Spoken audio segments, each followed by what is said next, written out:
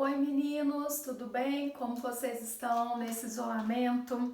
Espero que estejam todos se cuidando da família, né? Espero que vocês estejam tranquilos. Nós vamos ajudar vocês. Estaremos o tempo todo, né? Passando conteúdos novos, tirando dúvidas. A única parte chata é que eu vou estar de cada telinha e vocês vão estar do outro lado. Mas eu vou continuar o conteúdo como se eu estivesse dentro da sala de aula. Lembrando de cada um de vocês, tá? Os lugares que vocês sentam e eu espero que vocês curtam, né? Claro que não vai ser a mesma coisa que presencial, mas eu vou tentar assim ao máximo e bem lento, bem claramente, com bastante leveza, passar o conteúdo, tá bom? Então vamos lá? Nós vamos estudar os diagramas de fases, porque nós já estudamos, na verdade, os estados sólido, líquido e gasoso. Então agora nós só vamos fechar esse módulo 2 aí, né, da frente B. Bem, diagrama de fases, o que ele mostra pra gente? É através do diagrama de fases que nós vamos saber qual o estado físico que cada substância vai apresentar numa determinada pressão e numa determinada temperatura. Então, cada substância vai ter o seu diagrama de fases. Aqui eu coloquei o diagrama de fases do gás carbônico e o diagrama de fases da água. Então, cada substância química vai ter o seu diagrama de fases. Bem, para que serve mesmo o diagrama de fases? Para a gente saber qual é o estado físico que essa substância vai apresentar numa determinada pressão e temperatura. Então, vamos lá. Eu coloquei os dois que nós vamos mexendo, construindo eles aqui simultaneamente, tá? A baixas temperaturas, qual é o estado físico que predomina? É o estado sólido. A baixas temperaturas, o estado que predomina é o estado sólido.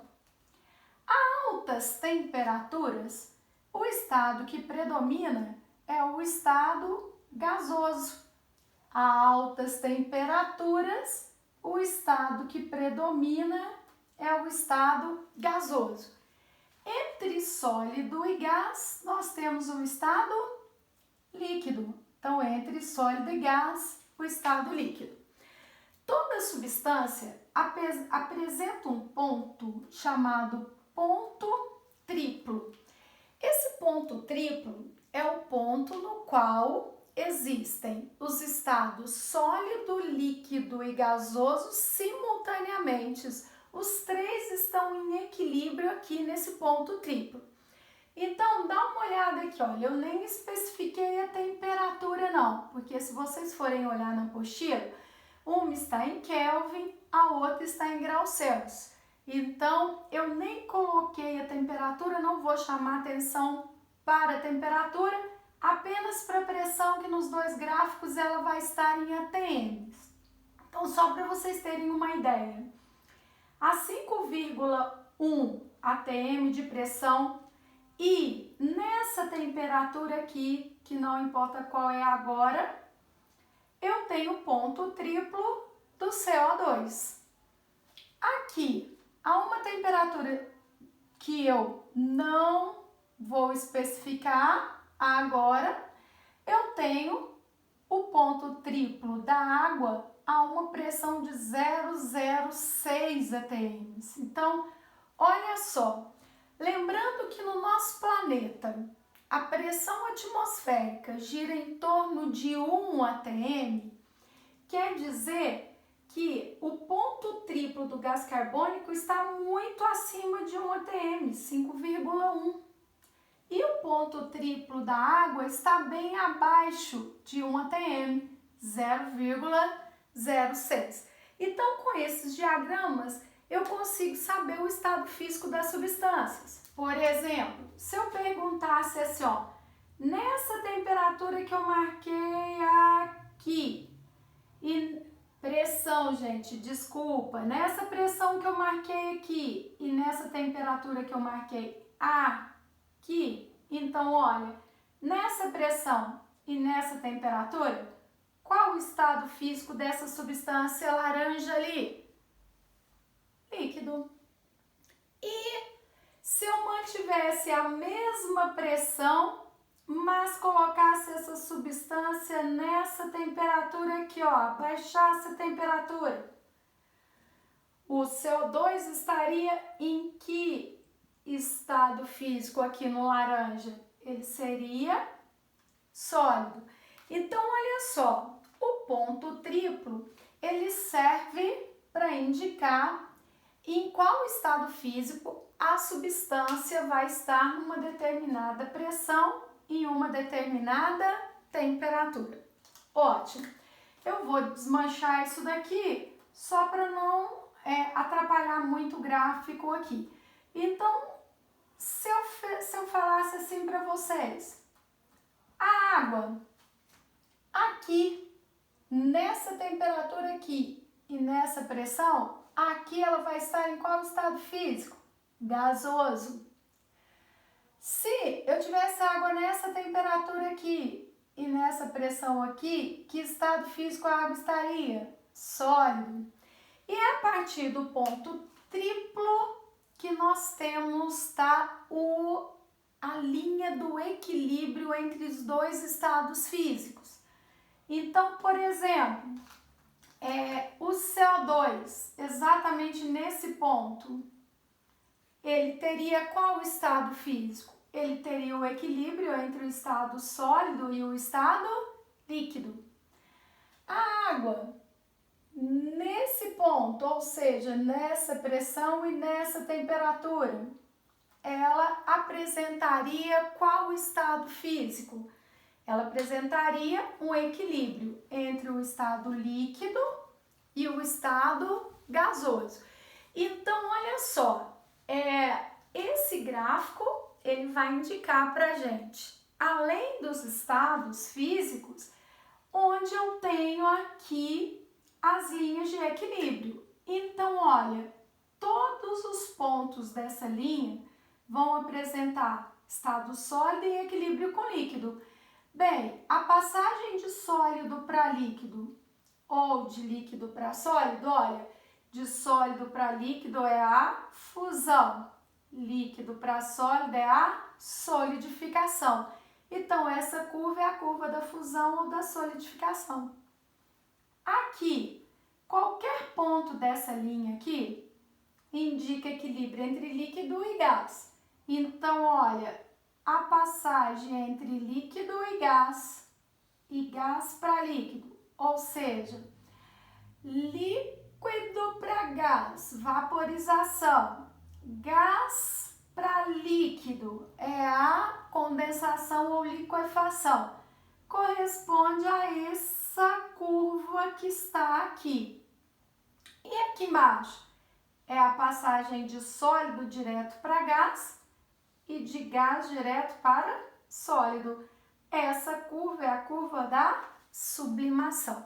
Então, o diagrama de fase indica a curva de fusão ou solidificação, a curva de vaporização, condensação ou liquefação e aqui a curva de sublimação. A mesma coisa vai acontecer ali para a água, certo? Então, essa é a primeira coisa. Segunda, bem, existe aqui um ponto chamado ponto crítico. Que ponto crítico é esse? Nós temos 3 estados físicos, sólido, líquido e gasoso. Nós já estudamos, né? Nós temos uma coisa chamada densidade. O que é a densidade mesmo? É a massa pelo volume. Bem, no estado sólido, as partículas estão muito próximas isso significa que o volume do estado sólido é menor, portanto a densidade é maior. Então, olha, a densidade do sólido, ela é maior que a densidade do líquido. Vamos pensar que no gás, o estado gasoso, as partículas estão livres, né? A força de coesão praticamente não existe. Então, o volume do estado gasoso é alto, portanto, a sua densidade passa a ser baixa. Então, aqui está a relação entre as densidades dos estados físicos que nós temos na natureza. Sólido é mais denso que líquido, que é mais denso que gás. Depois nós vamos estudar a água e nós vamos ver que a água ela sofre uma certa anomalia, mas a gente já fala agora mesmo. Então, olha o que acontece. Se eu tiver esse pontinho aqui, pensa nesse ponto.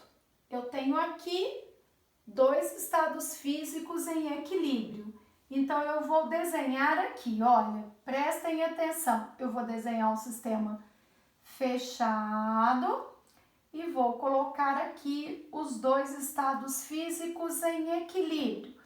O estado líquido e o estado gasoso.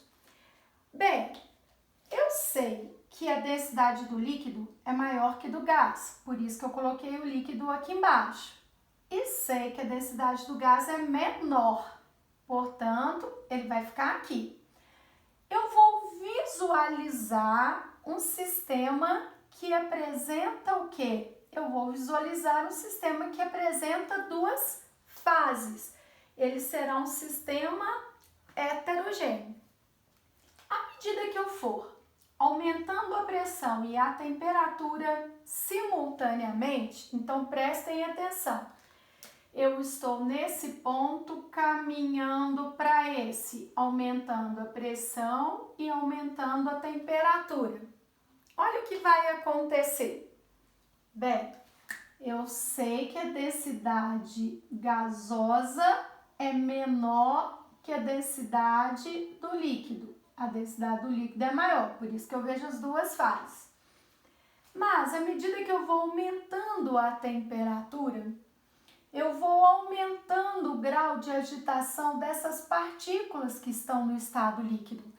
Se eu aumento a agitação dessas partículas, essas partículas requerem mais espaço e o volume aumenta. Se o volume do líquido aumenta entre as partículas, eu não estou adicionando mais líquido não. Vocês estão percebendo que esse sistema está fechado, tá? Imagina que o número de moléculas ali seja o mesmo. Vamos só pensar assim para ficar mais fácil. Então, eu tenho 10 moléculas aqui, 10 moléculas aqui. Se eu aumento a temperatura, eu aumento o grau de agitação das partículas. Se eu aumento o grau de agitação das partículas, as partículas do líquido, as 10 vão requerer mais espaço. Então, o volume vai aumentar. Se o volume aumenta, o que vai acontecer com a densidade? A densidade tende a diminuir. Então, olha só, a densidade do líquido, que era maior que do gás, ela vai começar a diminuir. E ao mesmo tempo, vamos pensar aqui no estado gasoso.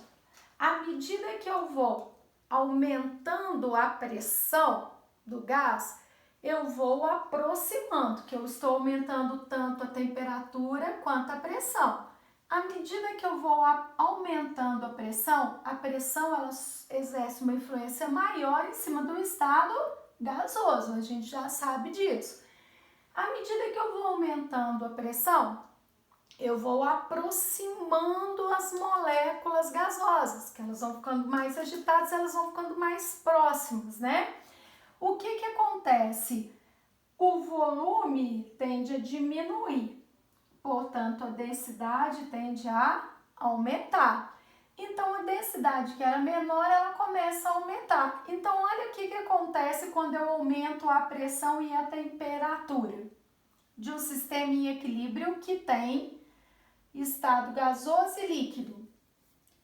A densidade do gás, que era baixa, começa a subir. A densidade do líquido, que era alta, começa a descer. Vai chegar num ponto onde a densidade do gás vai se igualar à densidade do líquido.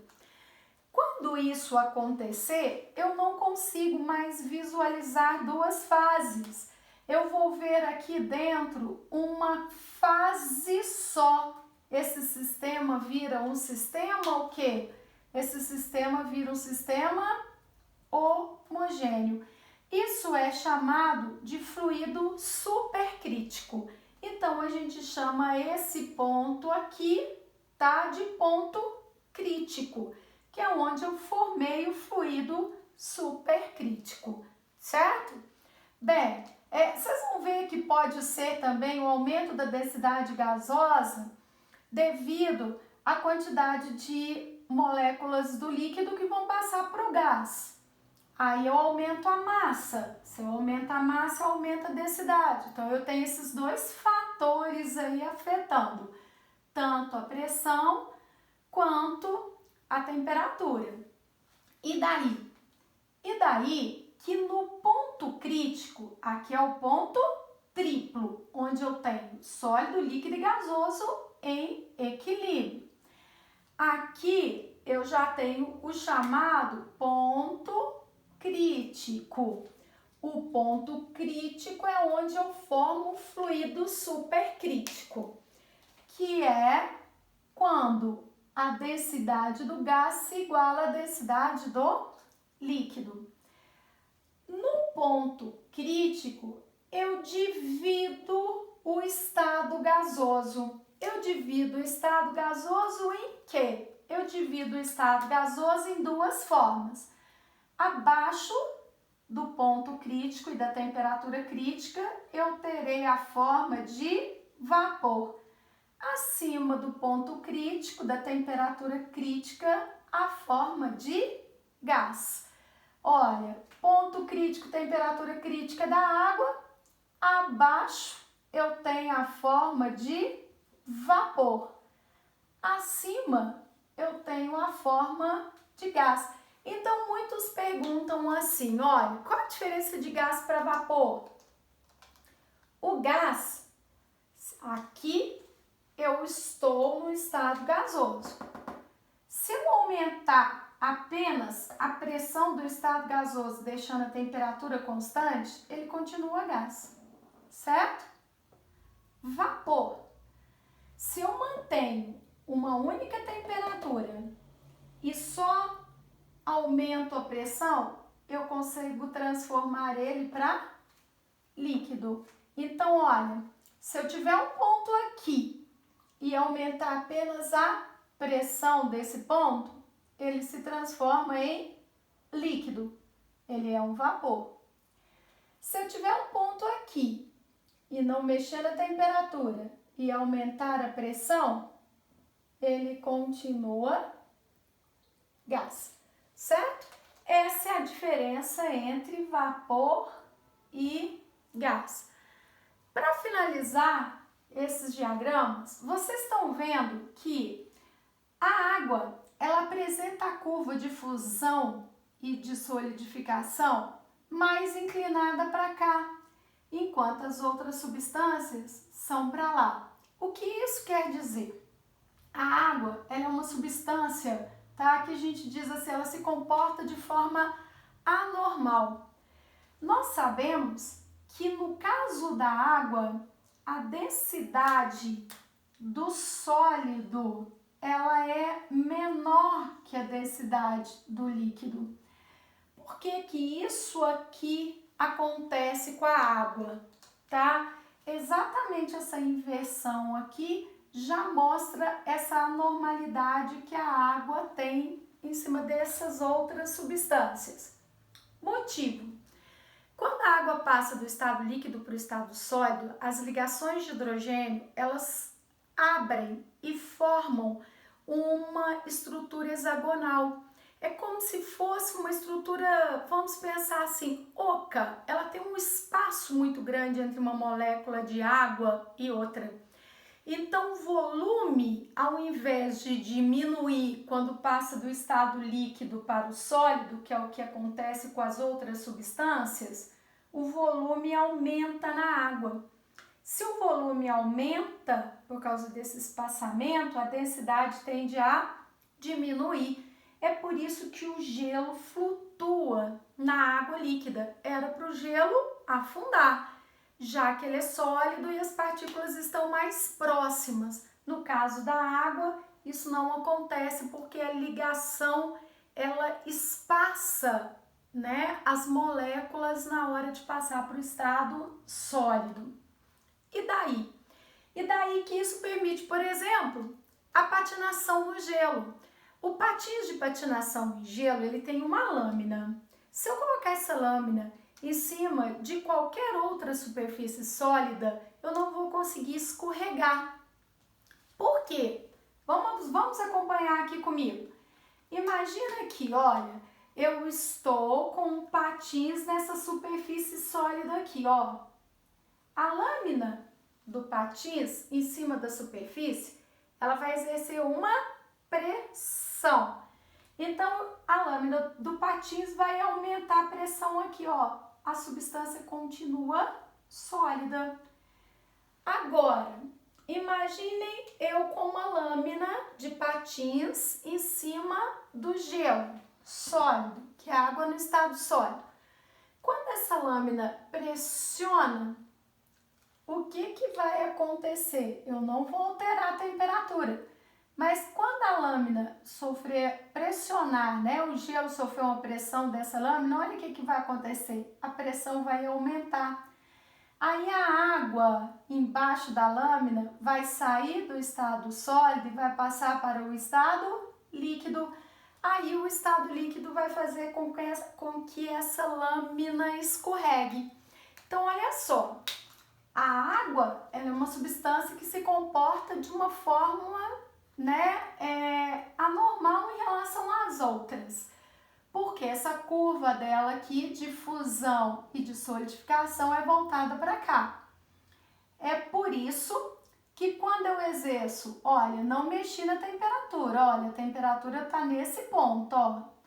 É por isso que quando eu exerço uma pressão em cima da água do estado sólido, ela passa para o estado líquido. Eu consigo patinar. Eu consigo colocar um bloco, pôr uma linha aqui, né, com dois pesos na ponta. Esse bloco, essa linha, ela vai exercer uma pressão em cima desse bloco de gelo. Essa pressão, sem mexer na temperatura, vai fazer com que o sólido passe para o estado líquido. Eu vou fundindo, essa linha ela vai atravessando esse sólido aqui, exatamente por causa desse comportamento que a água apresenta. Espero que vocês tenham entendido.